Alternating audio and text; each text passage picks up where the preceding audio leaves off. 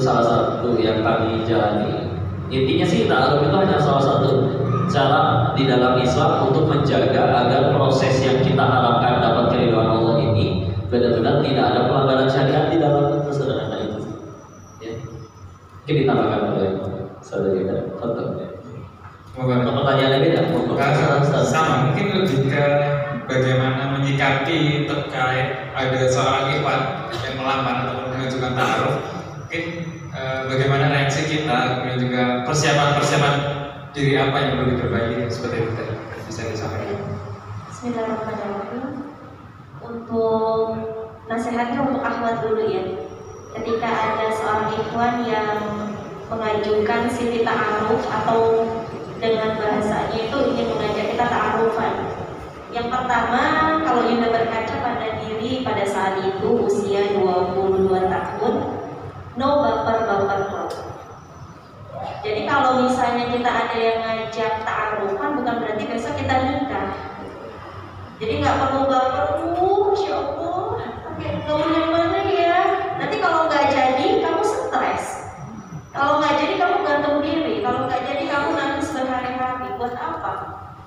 Kita ta'aruf itu kan untuk mencari tahu, dia bukan orang yang saya cari.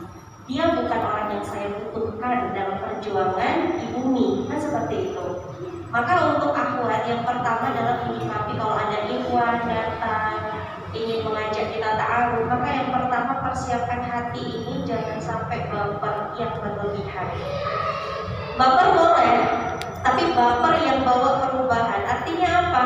Ketika ada seorang yang ingin melamar kita atau ngajakin kita ta'aruf, berarti kan kata Allah kita telah dipercaya untuk menuju jalan selanjutnya, betul nggak? Betul. Ini Allah lagi kasih amanah baru.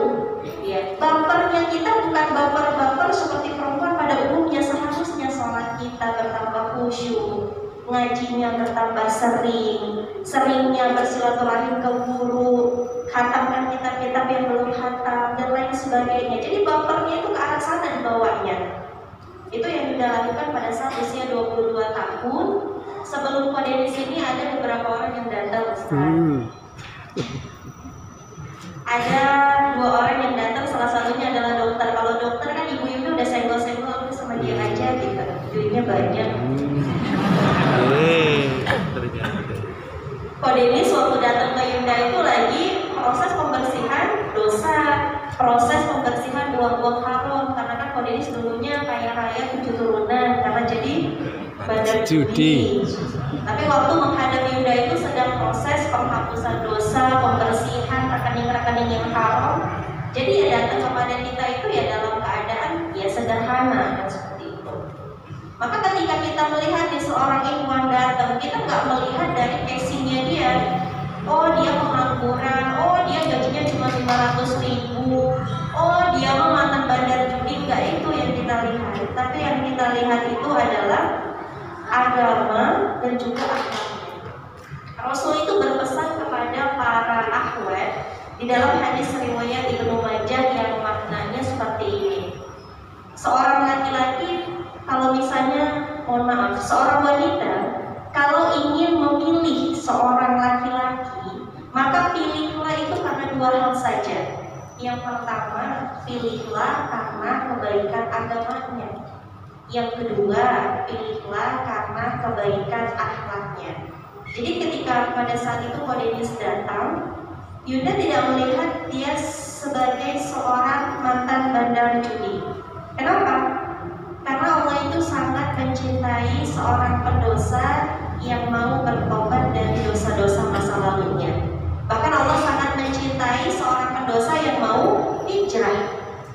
Jadi bisa jadi Kode di sini ketika hijrah meninggalkan uang haram, meninggalkan Thailand, bisa jadi beliau sedang dilahirkan seperti bayi yang tanpa dosa kan seperti itu. Lalu Yuda melihat kebaikan agama pada diri beliau itu ketika tahu sehabis pulang dari Thailand beliau mati-matian untuk belajar sama guru. Beliau masuk Darut Tauhid, menambah hafalan, kemudian berada di jalan dakwah. Kan kita lihat itu sebagai satu nilai plus dalam agama, betul kan? Akhirnya pada saat itu sudah melihat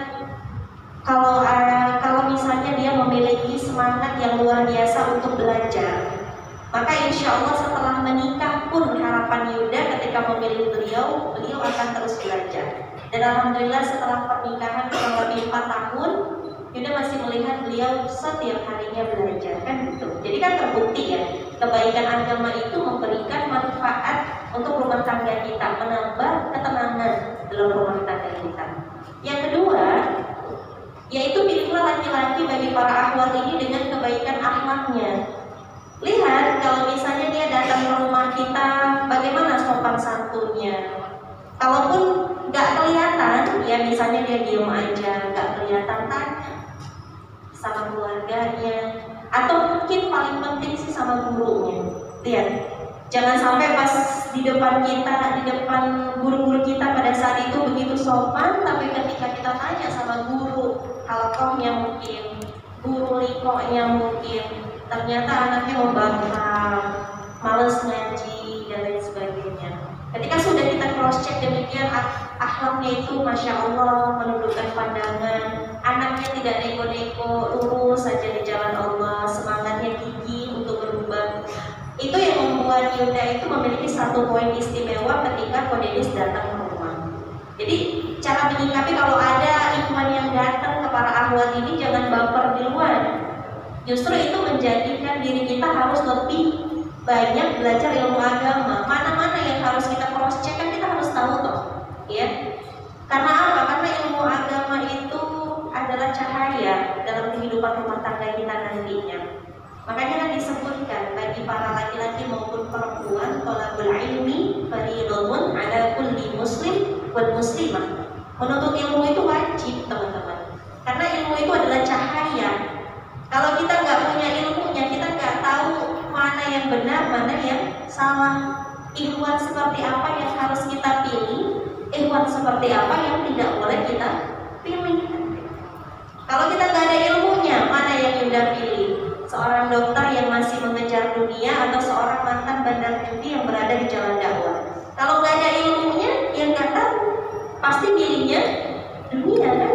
Yang banyak duitnya, yang datang pakai mobil Alphard, yang berdasi. Kodenis mah datangnya pakai kemeja udah lusuh gitu. Nggak tahu belinya terakhir kali kapan kan gitu. Tapi kita nggak melihat casing, kita melihat isinya apa yang dia bawa. Begitupun Yuda pernah membaca bukunya Ustadz Salim Afilah ketika beliau menjumpai istrinya. Kan pada saat itu ditanya mau melamar pakai apa, ya cuma pakai pena loh. Ahwat mau nggak dilamar pakai pena doang? Mau nggak? Ya nggak mau teh Yuda, mau diapain penanya? Begitupun dengan Fatimah dilamar dengan baju besi. Mau ada yang di sini dilamar pakai baju besi? Tapi kenapa Sayyidah Fatimah Az-Zahra itu mau dilamar pakai baju besi? Karena yang dilihat bukan hartanya kan? Yang dilihat apa yang dibawa Ali, apa yang ada pada diri Ali, yaitu kebaikan agama dan akhlaknya. Itu yang harus kita lihat, ya. Makanya istrinya Ustadz Salim Afilah itu menerima beliau, dan Ustadz Salim Afilah membuktikan dari satu pena yang menjadi mahar itu lahirlah buku-buku bestseller beliau, masya Allah, bertambah. Makanya kalau proses pernikahan itu dijaga ridhonya Allah, maka pernikahan itu akan menjadi pernikahan yang barokah, berkah. Berkah itu artinya apa teman-teman? Ziyadatul khair, akan bertambah kebaikan-kebaikan setelahnya. Jadi kalau kita menikah dengan orang-orang yang menjaga dirinya, mengharapkan ridho Allah, yakinlah diri kita atas izin Allah akan bertambah kebaikannya. Pasangan kita atas izin Allah akan bertambah kebaikannya. Kita menikah dengan pasangan kita akan menambah kebaikan untuk masyarakat di sekitar kita. Itulah berkah dalam rumah tangga. Maka jangan baper-baper ya akhwatnya. Kalau ada yang mengajukan ta'aruf, yang pertama jaga hati dulu.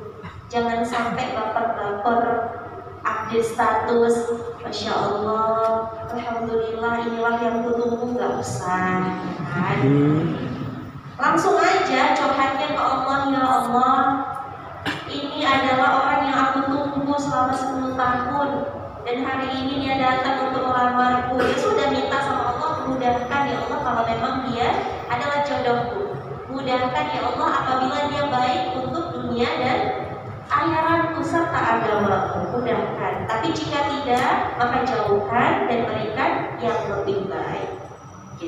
Yang pertama, jaga hati.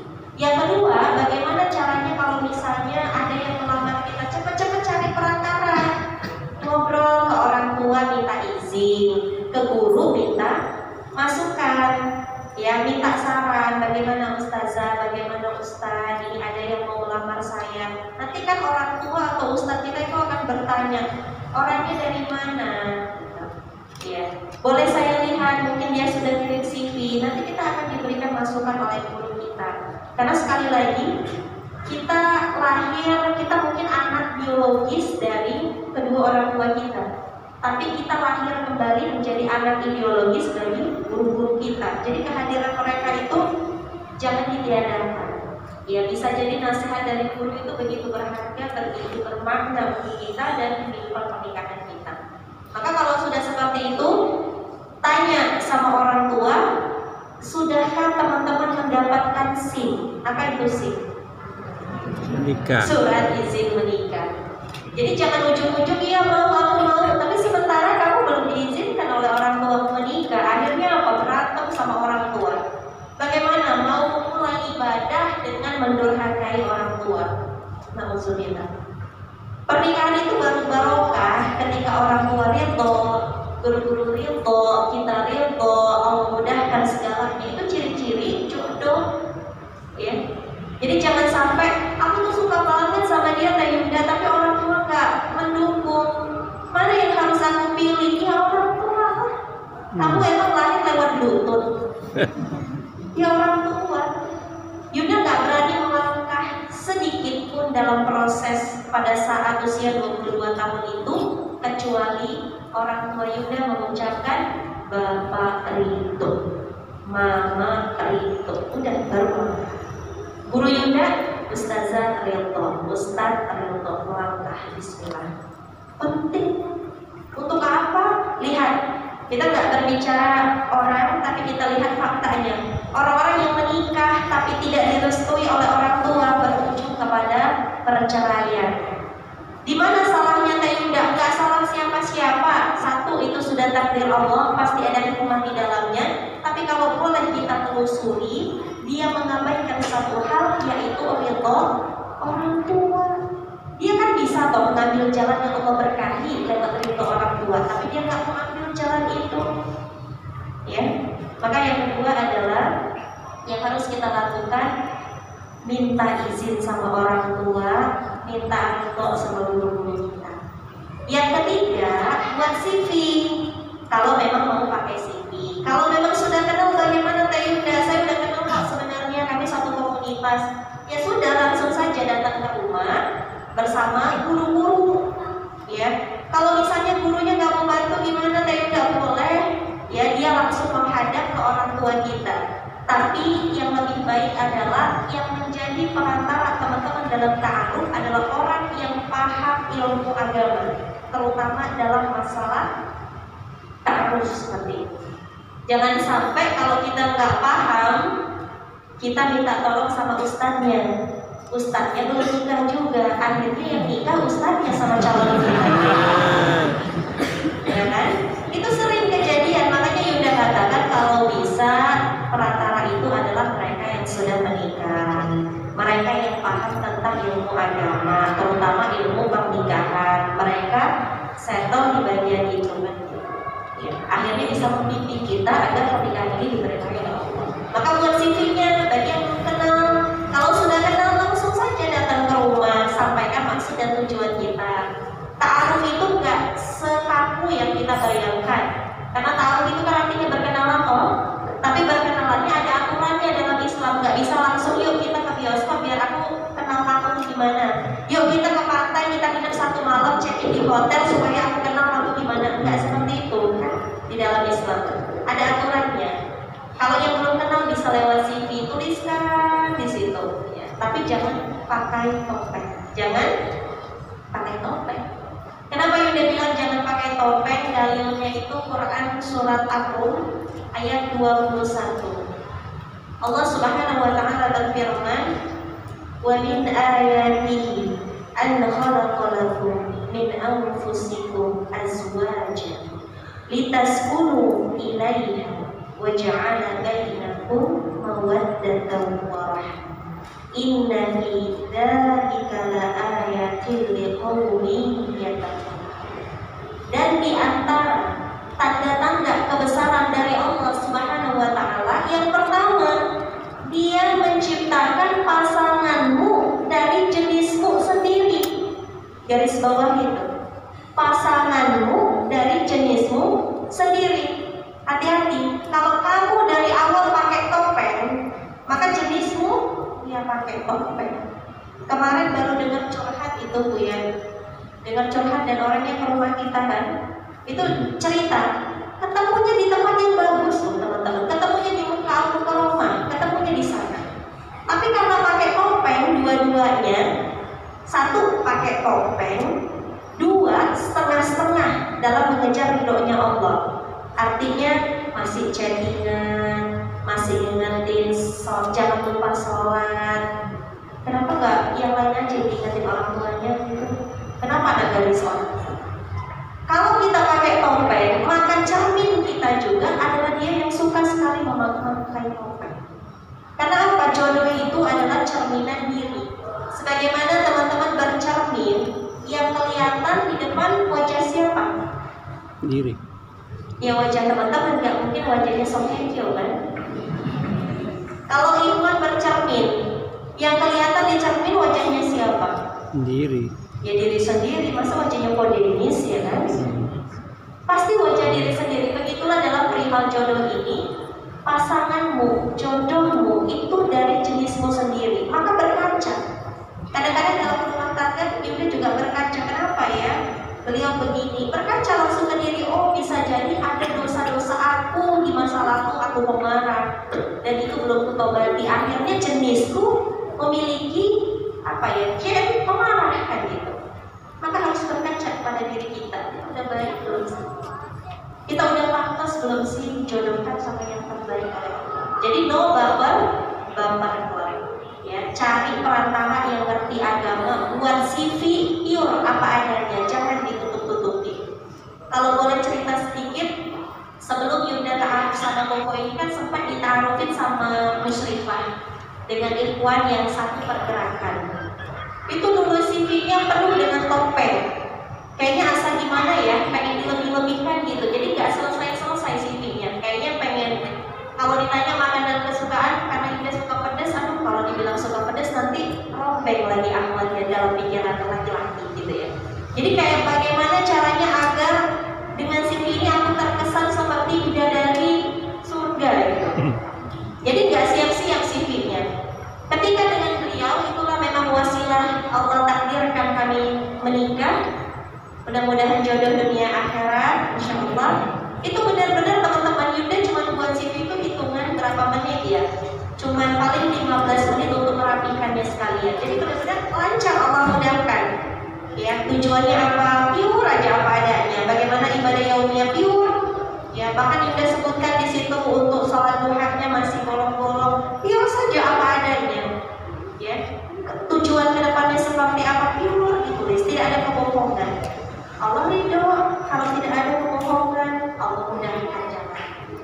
Kalau sudah selesai CV, bukankan, masuk sesi tanya jawab. Kalau memang mantap, jangan lupa untuk istiqomah, minta pertolongan Allah. Dan yang paling penting, jangan pernah mengikuti hawa nafsu.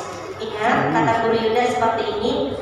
Kalau kita mengikuti keinginan diri kita, ingin balas chat dia, ingin terus lihat dia, ingin terus kepoin Instagramnya, hati-hati. Apa yang menjadi keinginan diri itu namanya nafsu. Kalau kita mengikuti apa keinginan Allah, perintah Allah, petunjuk Allah yang sudah ada di dalam Al-Quran dan As-Sunnah, maka itu namanya wahyu. Wahyu itu adalah kebenaran. Kebenaran adalah kunci keselamatan dalam rumah tangga. Seperti itu, Ustaz. Baik,